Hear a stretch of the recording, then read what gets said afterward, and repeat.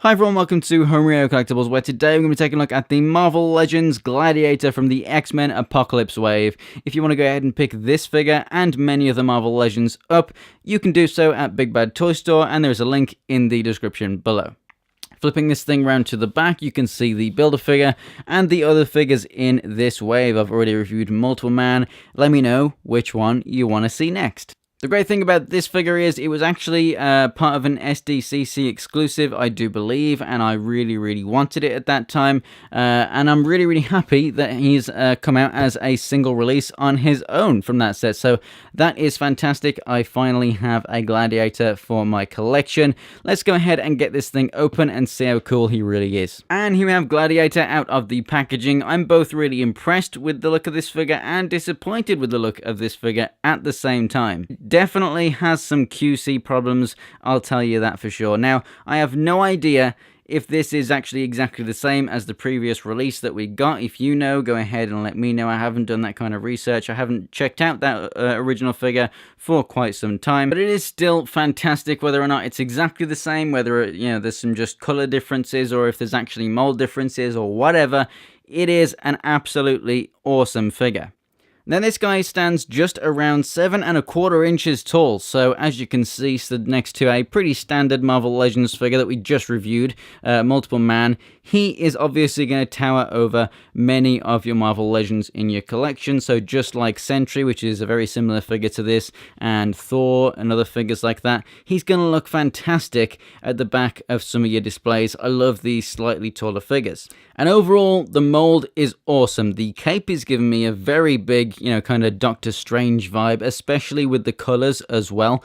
This thing is bright and in your face and awesome. The molding is fantastic. It's nice and, you know, light and flexible. So it's not weighing the figure down too much. It's not actually sticking out the back of him too much either.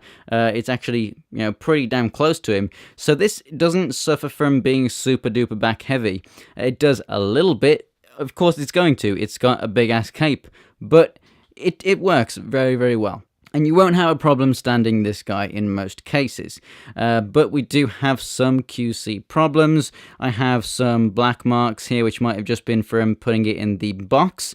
We have a kind of yellow splodge or two here and there. It looks like the lower end of this cape. I don't know if it may have been hand painted or not, but the coverage in some places could have been better. It goes over the lines in some places. Like I say, it's got like spots on it. It's not as good as it could have been, but it is still really good. That there is just a little bit of a crease just from how it was packaged, but that'll come out over time. It is pegged into the back into a hole right there with a very rubbery peg. The head sculpt on this figure next is absolutely amazing. I love the purple coloring. I love how they've done the eyes, and the blue on the mohawk for the shading looks great. Overall, mold is awesome. The mohawk is a separate piece to that head. You can see it's a little bit wonky, a little bit off to one side. That's not much of a problem. I'm not going to count that as a, you know, a QC issue at all, really. It's hair. It's meant to move. It's not going to be perfectly straight all the time. This guy doesn't come with any other extra accessories. Obviously, we do get a fair amount of plastic with this guy, though, so that is perfectly fine. The rest of the figure is basically just paintwork on a blank body. It is a little bit sloppy. The yellow here, again, yellow paint from Hasbro with Marvel Legends, not all that great coverage. All of the line work between the red and the blue, all around the figure. It's not all straight cut lines. It is all a bit fuzzy at the edges, especially where it's going over the muscles on these thighs. You can see it's not going to be as straight. I'm perfectly fine with how it looks, but it's just, it could have been better. It's something that could be improved on. But yeah, overall, I mean, the red is just an absolutely fantastic color, and so is that really dark blue right there. The yellow is just so striking as well. The belt is actually done pretty well there. It's all, you know, really fantastic. It looks amazing. You know, just one or two QC problems really, you know, with the cape and with the fuzzy lines and stuff. But for the most part, especially if you just stood a little bit back from the figure, you don't notice any of it, and it looks amazing. So as the articulation for this guy, the head is amazing. Looks all the way up, all the way down, left and right, even with that big mohawk and even with that cloak on there as well. and a great pivot too.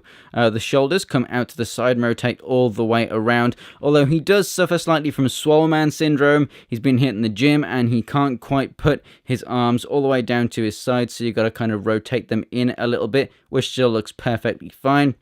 That's the same with all these larger figures. Rotation, obviously, at the part of the arm, double jointed elbows, rotation and a single hinge at the wrist. The upper body moves back a hell of a long way, so you can get great flight poses, and forward as well. Really nice crunch there.